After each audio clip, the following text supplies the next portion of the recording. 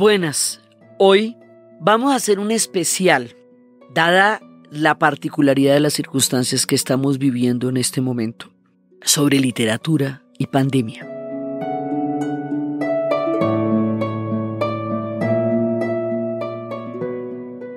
Vamos a hacerlo para toda la gente que está confinada y que debemos estar confinados en este momento. Es lo más prudente. Desde los balcones de Italia, desde los bingos de España, desde todos los lugares donde la gente se está empezando a reunir en la intimidad para poder pasar los momentos más álgidos del tiempo de la pandemia.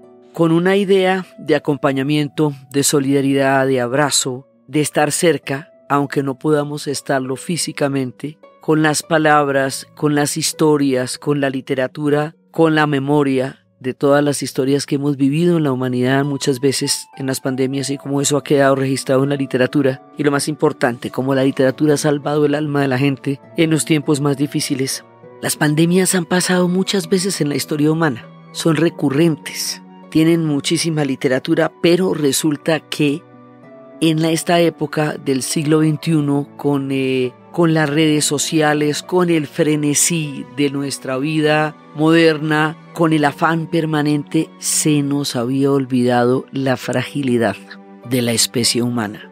¿Cuán vulnerables podemos ser a todos los elementos que no consideramos diariamente? El filósofo Martin Heidegger tenía una categoría que se llama, tiene una categoría de su filosofía que se llama lo a la mano. Lo a la mano significa que hay una gran cantidad de cosas que nos rodean, que nos resultan invisibles porque prestan la utilidad para la que fueron diseñados. Así los bombillos siempre prenden, los interruptores se hacen para prender los bombillos, las puertas se abren y uno se toma el vaso de agua. Pero si el bombillo no prende y la puerta no abre, ahí es cuando entra la categoría de lo a la mano. Es una categoría de entender que las cosas existen cuando dejan de prestar la utilidad para la cual están hechas y a las cuales estamos acostumbrados. Esta situación en la que estamos viviendo es una de esas situaciones de lo a la mano de Heidegger, porque es una de esas situaciones en las cuales nos toca adquirir conciencia de todo cuanto dábamos por hecho, del beso, del saludo en la mañana, del abrazo permanente en que nos conocemos todos, del mirarnos a los ojos, de decirle saluda a alguien cuando estornuda, de que los carros ruedan, los transportes públicos ocurren, los países están interconectados, existe una libre movilidad que se ha trabajado en el continente y en el mundo, y ya esto nos había resultado tan natural, tan increíblemente natural, que lo dábamos por hecho. Parecía que el resto de nuestro futuro fuera así, lineal, permanente y sin cambios significativos, como quien cree que por poseer el presente conoce lo indescifrable del futuro. Y resulta que nos pasan estas cosas.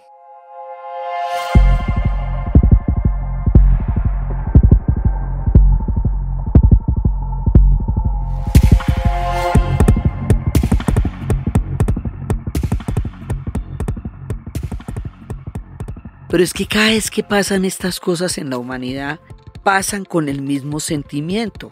Hay, por supuesto, diferencias históricas muy grandes, pero sorprenden a la gente de la misma manera, porque interrumpen la vida de la gente de una manera contundente. Entonces, lo que sí se ha podido, sopesar en los tiempos de las pandemias, es que es importantísima la solidaridad. Es importantísima la solidaridad porque nosotros, desde la época en que éramos recolectores y desde la época en que éramos cazadores, y cuando empezamos a cultivar, el ser humano ha sobrevivido por el apoyo, no por la competencia. Es por el apoyo entre todos los grupos humanos que hemos logrado sobrevivir, por aprender a ayudarnos los unos a los otros, o si no la cosa no habría pelechado mucho porque nos hubiéramos agarrado todos contra todos y nos hubiéramos acabado. Entonces resulta que estos son tiempos de solidaridad. El grupo Pink Floyd, que yo tanto cito, tiene una frase en una de las canciones que dice: juntos lo lograremos y divididos caeremos. Together we stand, divided we fall. Entonces resulta que la solidaridad es importante porque es lo que nos permite salir adelante y recuperar lo humano. Y había momentos, por ejemplo, en que las pandemias, pues tenemos las pandemias desde Atenas en el año 430 a.C., tenemos la peste antonina, tenemos una cantidad de referencias en los diferentes momentos a las pandemias, y resulta que en el tiempo del medioevo, como las pandemias hasta hace realmente poco, no se conocía qué era lo que las producía. Entonces, en los tiempos de la peste negra, en los famosos tiempos de la peste negra, había una superstición enorme porque no se sabía qué producía el virus. Entonces, se sabía que existían los virus tampoco, no se sabían cuáles eran los agentes transmisores, no se sabían que venían de las pulgas que venían en las ratas, no se sabía qué era lo que producía, y el desconocimiento y la ignorancia profunda daba paso abierto a todo tipo de prejuicios.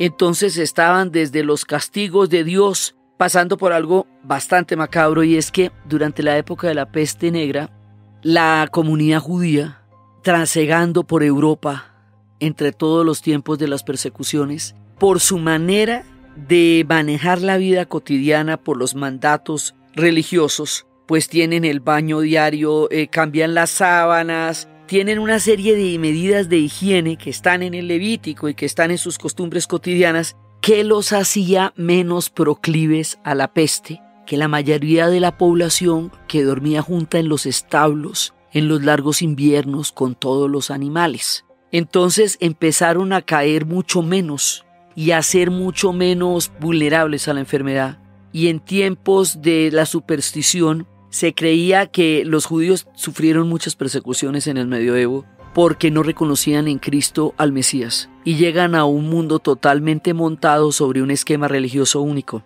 Así que muchos de ellos fueron perseguidos no porque portaran la peste, sino porque no la padecían. Entonces se consideraba que ellos tenían alguna cura contra la peste que no le habían dicho a los demás, o que ellos eran los portadores de algo que ellos no padecían, y simplemente era que su higiene los hacía bastante menos vulnerables a la enfermedad. Hay una novela que se llama Narciso y Golmundo, de Hermann Hesse. Es la historia de dos adolescentes que deciden vivir la vida, el uno desde la academia, desde las letras, desde el profundo conocimiento, desde las entelequias, desde la filosofía. Es un tratado filosófico en literatura, esos que hace Hermann Hesse, absolutamente increíbles, que se llama Narciso. Y otro personaje que lo hace desde la vida, desde la vivencia, desde el amor, desde los sentidos, desde lo físico, desde el encuentro con la naturaleza humana en todas sus formas, desde los grandes viajes y desde los grandes caminos. Y ambos van comunicándose en una amistad que dura toda la vida. La manera como cada uno va llevando la vida, desde la monástica academia de Narciso y su profunda exploración en el conocimiento, hasta la vida sensual y mundana de Golmundo.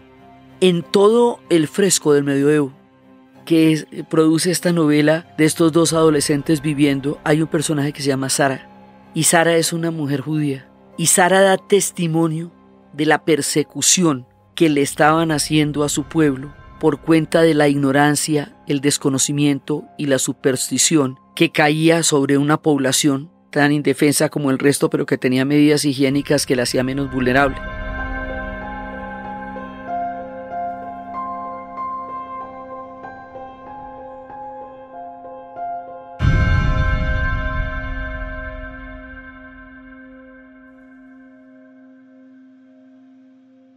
Les cuento esto no solamente porque vale la pena leer a Narciso y Golmundo, sino porque el echarle a un grupo humano, por cualquiera que sea la circunstancia, por la superstición, por el oscurantismo, por el antisemitismo, o cualquiera que sea el estigma por el cual uno de los grupos humanos se ve objeto del rechazo, la estigmatización o el odio, no sirve. No ayuda a salir de la peste, genera mucho sufrimiento y le añade toques de odio a lo que debería tener solidaridad. Entonces, con lo primero que hay que hacer para conjurar las pandemias es mirar al otro como un ser humano, es mirar que todos somos parte de una misma especie, de la especie humana, es tomarse muy en serio lo que es una pandemia, es tomarse muy en serio que el confinamiento nos protege, que todos somos responsables los unos de los otros, que no hay nadie que pueda considerarse ni exento, ni aislado, ni por fuera de la comunidad humana en tiempos de pandemia. Son tiempos de seriedad, son tiempos en los que realmente uno tiene que creerse, porque pasan las pandemias que la gente no se las cree. Siempre ha pasado que no se las cree, que piensan que muchas otras circunstancias pueden llegar a ser más importantes que eso en un momento dado. Cuando es toda la vida de la comunidad humana, o de una muy buena parte de ella, la que está en juego, hay que tomarse estas cosas en serio. Esa es otra de las antiguas e importantes enseñanzas de las pandemias que hemos vivido antes en la historia. Y no como un enemigo que en un momento dado puede traerte lo que tú no posees, impoluto como te sientes frente al sufrimiento del otro. Entonces, por eso leemos a Narciso Igolmundo y nos vamos a encontrar con una novela absolutamente increíble, y esta mezcla de literatura y alta filosofía en los albores de esa juventud adolescente con la cual ellos se encuentran, y el valor de la amistad nos va a llevar de la mano de Hermann Hesse en estos tiempos aciagos de la peste, en que ellos escribieron como una parte del telón de fondo de este fresco medieval que es Narciso Igolmundo. Pero durante la época de la peste, durante el tiempo de la peste negra, se encierran, esto es una de los clásicos de todo, y es que se van a encerrar, este libro se va a llamar El Decamerón. Fue escrito por Giovanni Boccaccio entre 1351 y 1353.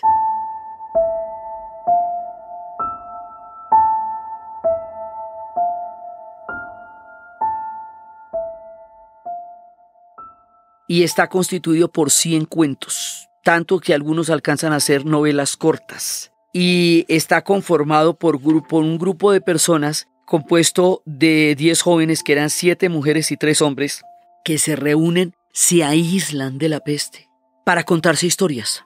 Pero se van a contar historias eróticas, profundamente eróticas. La gente cree que durante el medioevo no había erotismo. Medioevo es sumamente erótico. En el arte y en toda la narrativa, lo que no va a ser erótico es el puritanismo y los tiempos de la Reforma. Esos sí son bastante más puritanos, pero muchas veces la modernidad le echa todas sus culpas a la Edad Media, y resulta que en la Edad Media era diferente, no era así como se lo imaginaban. Estos son cuentos fundamentalmente eróticos, para pasar el tiempo, para disfrutar de los cuerpos, para mirarse los unos a los otros en un momento en que están aislados. Entonces, para aclararnos que a pesar de que la evocación con la cual empieza el Decamerón parecería podernos traer miedo, no es de eso de lo que vamos a hablar.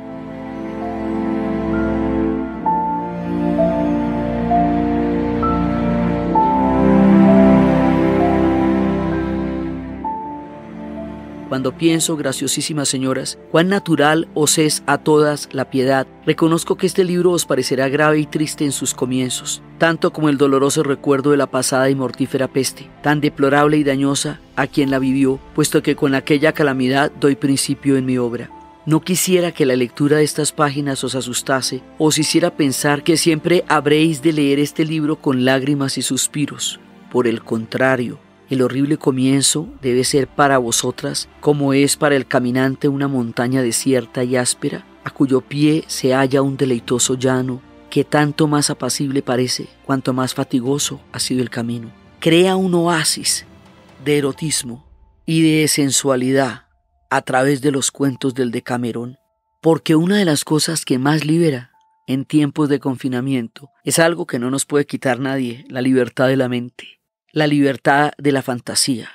Eso es algo de lo que ninguno nos puede, ni nadie, ni la peste misma nos puede confinar. Por eso es el valor de la literatura en estos tiempos. Este Decamerón, que es un clásico de la literatura, después fue llevado al cine por un cineasta italiano controvertido, genial, uno de los personajes grandes de la cinematografía italiana, que es grande de por sí, Pierpaolo Pasolini. Y él tiene los cuentos del Decamerón. Y el Decamerón se va a volver una referencia, se va a volver un punto de partida para toda una narrativa de lo que puede pasar en tiempos de aislamiento. Y es así como nuestro querido Héctor Abad Faciolince, hace ya más de 20 años, escribió una novela, no se habla mucho de ella, se llama Fragmentos de amor furtivo.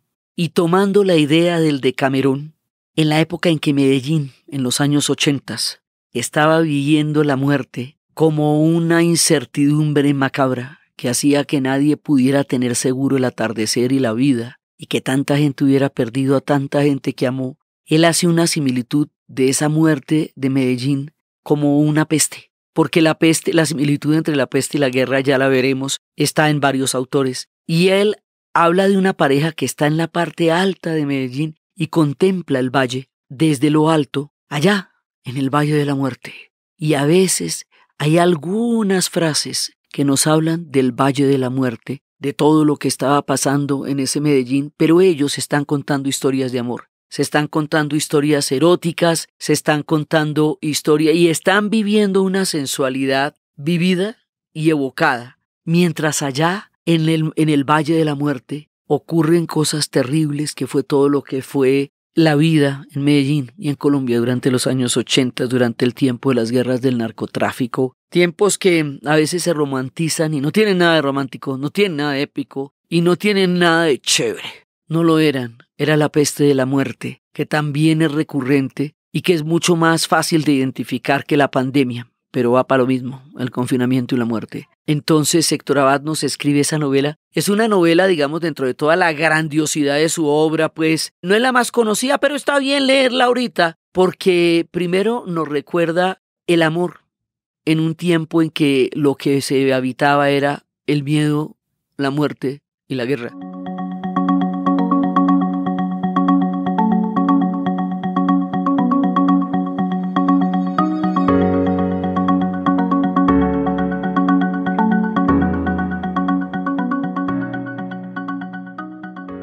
Entonces, haciendo una evocación en un tiempo durísimo de la historia de la ciudad de Medellín, está el tiempo de las historias de amor furtivo.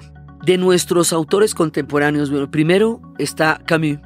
Albert Camus, que es uno, digamos, de la generación del existencialismo francés. Él es argelino de origen. Argelia durante mucho tiempo fue colonia francesa, durante todo el tiempo en que Francia dominó por el reparto que se hizo en la Conferencia de Berlín de África, el norte del África, lo que se conoce con el nombre del Magreb, y aquella con la que tenía una relación que no era ni siquiera de colonia, sino como de departamento, porque consideraban que era suya, a pesar de que estuviera al otro lado del mar, era Argelia. Y en Argelia está la ciudad de Orán, y en Orán es que van a ser Albert Camus, y va a vivir su vida en ese mundo francés argelino, y allá nos cuenta la historia en la ciudad de Orán, en el Mediterráneo, durante los tiempos de la peste. Y la peste se vuelve una historia de confinamiento, es una novela donde a ti te van a contar en algún momento quién te la está narrando. Hay un narrador omnipresente que te va a contar en qué momento es quién el que está narrando. Y dice además una comparación que la peste se parece a la guerra, en el sentido inverso, como estábamos hablando con Faciolince. Aquí es la peste la que se nos asemeja a la guerra, y allá la guerra la que se nos asemeja a la peste en el Valle de la Muerte. Y resulta que él nos cuenta todo lo que pasa durante el confinamiento del tiempo de la peste, cómo aflora la naturaleza humana en todos sus matices, y aflora lo mejor que tenemos nosotros, la solidaridad, aflora la capacidad de entendernos como humanos, nuestra vulnerabilidad, pero también afloran las cosas más terribles, porque unas y otras se hacen visibles en estos tiempos, y es toda una gran metáfora de la naturaleza humana durante el tiempo de la peste, con un toque existencial, pero no es exactamente una novela amarga, es una novela muy interesante, y es una novela que nos sitúa en la perspectiva de este universo que Camus magistralmente nos va a narrar a través de este personaje cuya promesa de ser revelado nos mantiene incógnitos e intrigados hasta el final del relato. Esta va a ser una de las novelas también más icónicas y más importantes de mediados del siglo XX, en toda la época en que Francia estaba dando una literatura asombrosa también, y era un momento en que también se estaban planteando dilemas de la existencia, y la peste desde siempre, las pandemias han planteado dilemas de la existencia por la conciencia de fragilidad y de futilidad. Frente a las pandemias, muchas cosas que parecían importantísimas dejan de serlo. Muchas cosas que parecían eternas dejan de serlo. Hay una relativización tan grande de todo lo que dábamos por seguro y una inseguridad de todo lo que dábamos por cierto y una sensación de que todos aquellos que se han sentido invulnerables más allá de todo por sus logros o por sus éxitos o por sus fantasías se empiezan a ver también ante lo relativo de que cualquier cosa es posible. Lo primero que se rompe es una cotidianidad y cada día es totalmente diferente e inimaginable. Y esto nos lo cuenta Camus en La Peste. También otra de nuestras historias de nuestro muy sabio, querido hombre que nos ha alumbrado muchísimo, José Saramago, el ensayo sobre la ceguera, la escribe en 1995. Saramago era un crítico de la ceguera de nuestra sociedad, era un crítico de cómo nos había llevado el consumo a un enceguecimiento. Esto es una metáfora, pero es una realidad. El mundo del mercado, el mundo del consumo, el mundo del individualismo, el mundo de que todo el mundo hace su propio destino y al que no le va bien, el que es pobre es porque quiere, el mundo del individualismo triunfante, todo este esquema, digamos, de los valores neoliberales que durante mucho tiempo sofocaron lo colectivo, ahogaron lo comunitario, desprestigiaron lo solidario como una carrera infinita hacia no sé dónde, para lograr una cantidad de éxitos que no quedan claros, pero que se hacen de manera individual en detrimento de todos los demás, como una gran carrera de codazos. Entonces, en este escenario que él varias veces nos lo denunció también en La Caverna, contando cómo llegaban a ser los centros comerciales especies de cavernas donde se creaban realidades ficticias y no se veía muchas realidades que estaban afuera. Muchas historias nos han venido contando de estas épocas. Y él lo va a convertir en un ensayo sobre la ceguera. Entonces, de un momento a otro, la gente empieza a quedar ciega. Si no se sabe por qué, no se sabe de qué manera, no se puede explicar el fenómeno. Y esto va a hacer que todo cambie y que el comportamiento cambie. Y al principio van saliendo las cosas más tenaces que salen y después se va recuperando esa fe en la humanidad que de todas maneras Saramago nunca perdió, a pesar de la dureza a la que nos enfrenta en muchas de sus obras, porque su espíritu crítico nunca cedió a su profundo humanismo, ni a su profunda solidaridad por lo humano que termina siendo aquello que él reivindica.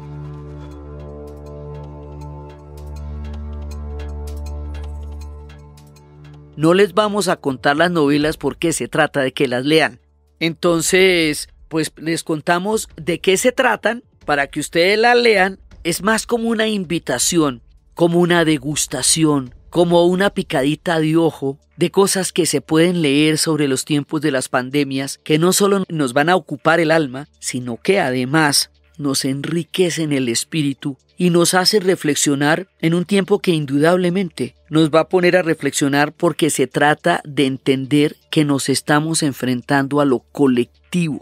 O sea, una pandemia no respeta ni el estatus, ni la clase social, ni el origen. Nada de lo que se considera respetable o arquetípico o exitoso de una época es respetado por una pandemia, porque a la pandemia eso no le importa. Los virus no distinguen eso. Si usted se siente jovencísimo, regio, sensacional y cool, es igualmente vulnerable. Sí, no, esto no se trata del estilo, ni siquiera se trata de la autoestima, ni de cómo las personas se miden a sí mismas, ni quienes creen tener más derechos que otros, ni quienes creen que su vida es más valiosa que la de los otros y que por lo tanto es invulnerable. La pandemia llega donde llega y lo que pide es cordura, en el sentido de entender que es el cuidado del uno del otro, el tuyo del mío y el mío del tuyo. Por eso es tan importante no transmitir.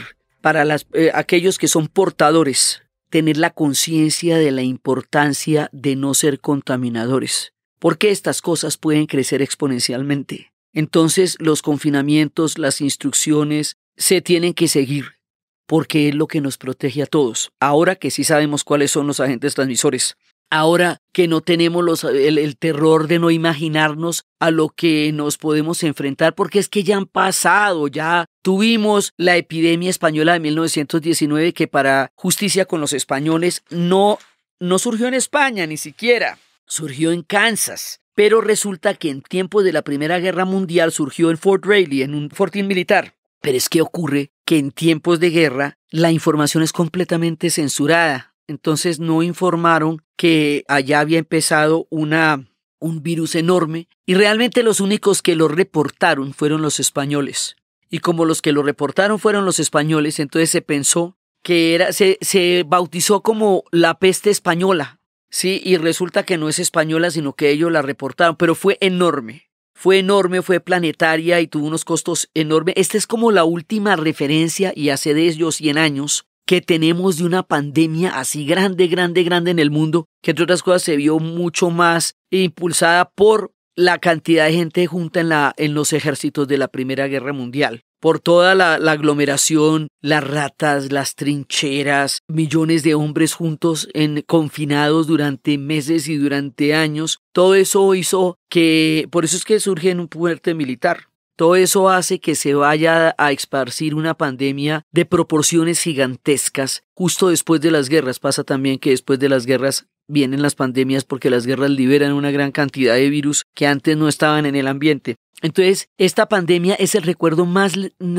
reciente que tenemos. O sea, la última vez que nos acordemos de esto a nivel planetario es en 1919.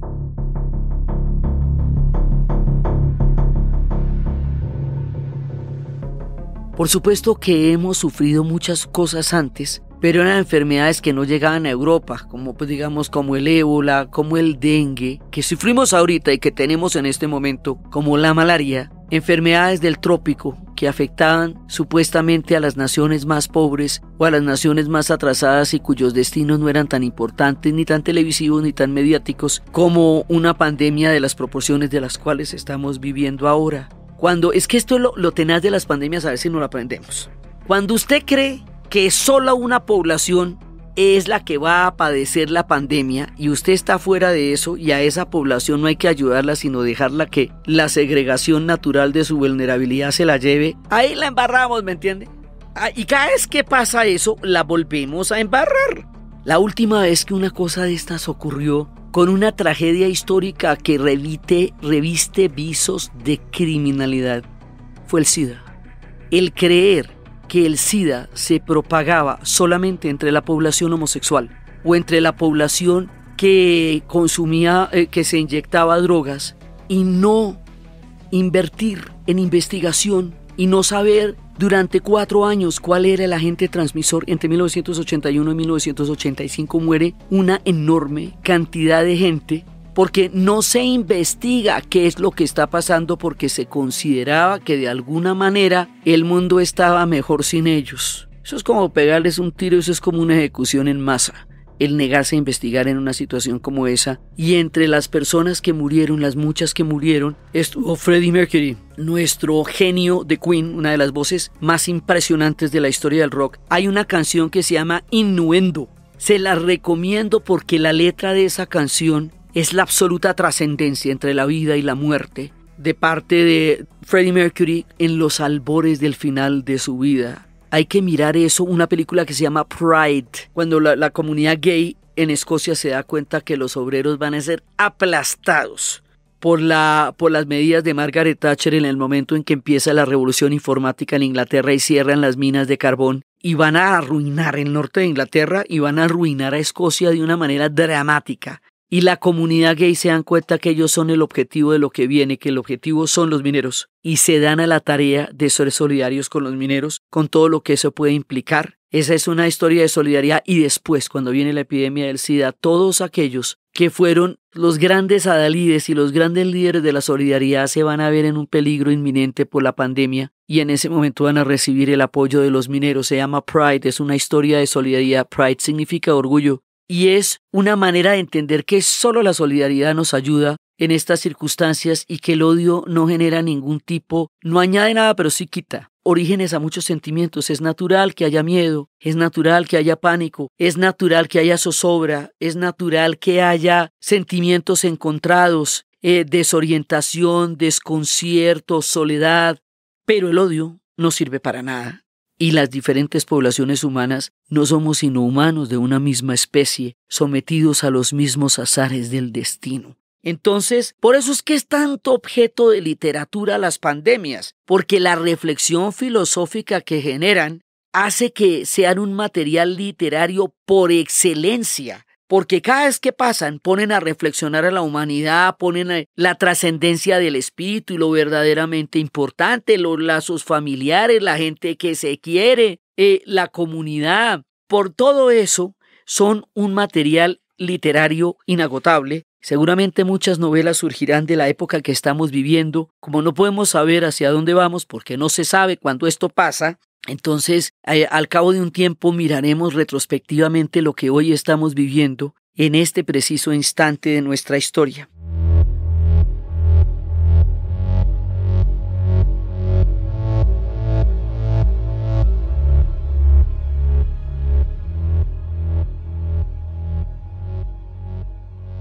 Y de ahí vamos a terminar con nuestro muy amado, sabio y realmente maravilloso en amores, Gabriel García Márquez. Hay un momento en que él tiene dos grandes novelas, dos de sus grandes novelas, El amor en los tiempos del cólera y 100 años de soledad, van a tener episodios con respecto a la peste. En el caso de los 100 años de soledad, hay un momento en el cual van a producirse unos pescaditos que son unos dulcecitos y cuando se los comen empieza el olvido. La peste del insomnio de Macondo.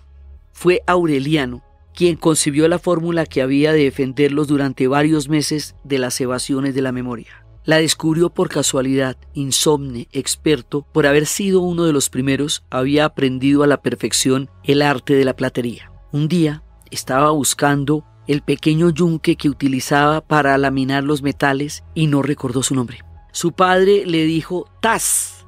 Aureliano escribió el nombre en un papel que pegó con goma en la base del yunquecito Taz. Así estuvo seguro de no olvidarlo en el futuro. No se le ocurrió que fuera aquella la primera manifestación del olvido, porque el objeto tenía un nombre difícil de recordar.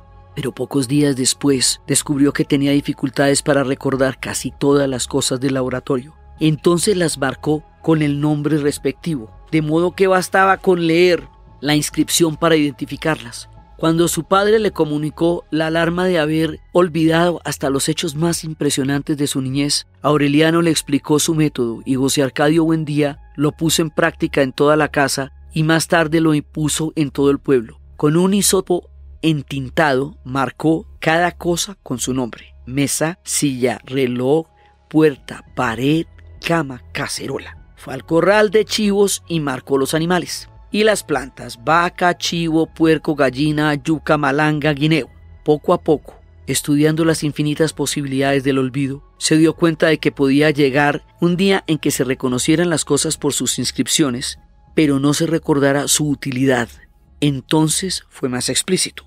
El letrero que colgó en la cerviz de la vaca era una muestra ejemplar de la forma en que los habitantes de Macondo estaban dispuestos a luchar contra el olvido. Esta es la vaca. Hay que ordeñarla todas las mañanas para que produzca leche, y a la leche hay que hervirla para mezclarla con café y hacer café con leche. Así continuaron viviendo en una realidad escurridiza, momentáneamente capturada por las palabras, pero había de fugarse sin remedio cuando olvidaran los valores de la letra escrita. Entonces así nos cuenta, y en todas las cosas que se les ocurre hacer para entretenerse durante los tiempos de la peste y el olvido.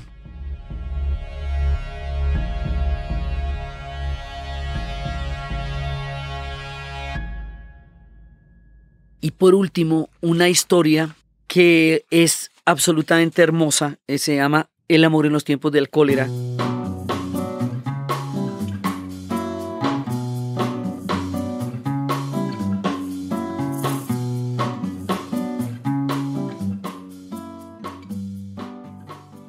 Que tiene uno de los comienzos más bellos, pues los comienzos de él siempre son hermosos, y es una historia de un amor para toda la vida, de un amor aplazado toda la vida, y empieza, como dice él, con todas sus con toda la manera maravillosa como él es capaz de empezar. Era inevitable. El olor de las almendras amargas le recordaba siempre el destino de los amores contrariados.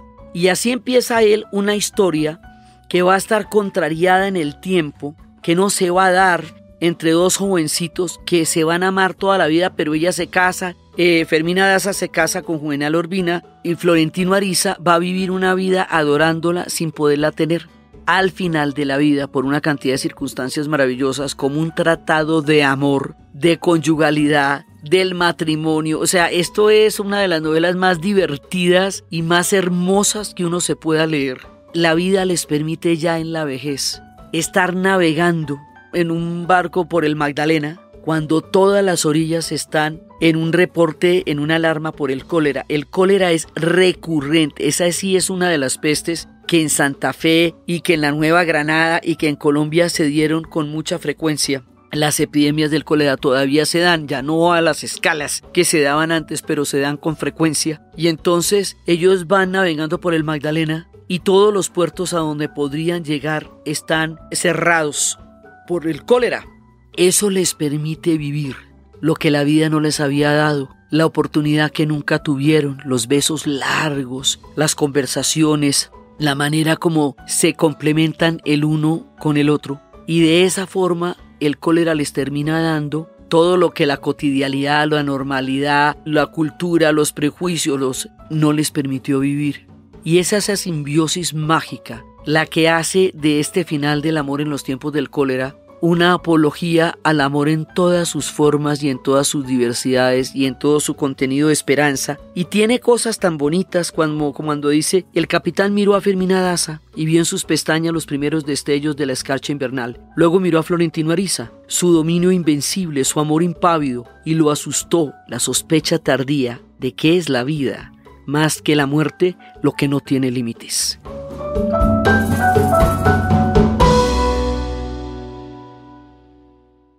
Entonces, con estas sugerencias, reflexiones, acompañamientos, abrazos en distancia, abrazos literarios, canciones y películas, momentos de reflexión e introspección, damos por terminado este especial para los tiempos inciertos que estamos viviendo, para ser escuchado en circunstancias que uno no se imagina, desde los balcones, desde las habitaciones, desde diferentes lugares donde a cada uno lo sorprenda un confinamiento de estos. Desde las miradas que se hacen a lo lejos, desde los abrazos que se extrañan en la cercanía.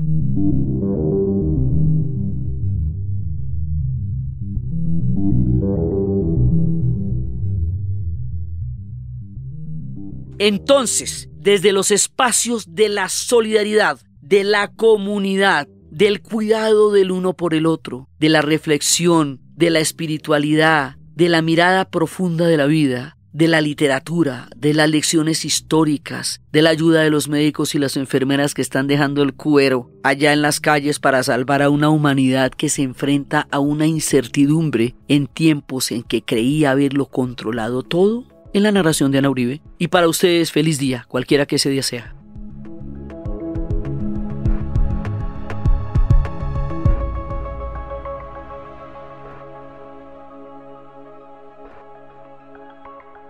Les recordamos a todas las personas que con tanto cariño nos quieren apoyar que tenemos un botón de donación en la página www.dianauribe.fm. Este podcast fue posible gracias al equipo de la Casa de la Historia, Arturo Jiménez, Diana Suárez, Milena Beltrán, y fue grabado en Los Gatos Estudio por Arturo Jiménez y editado por Sebastián Payán de 070, y siempre con la ayuda fuerte y poderosa de Santiago Espinosa Uribe y Laura Rojas Aponte del podcast Cosas de Internet.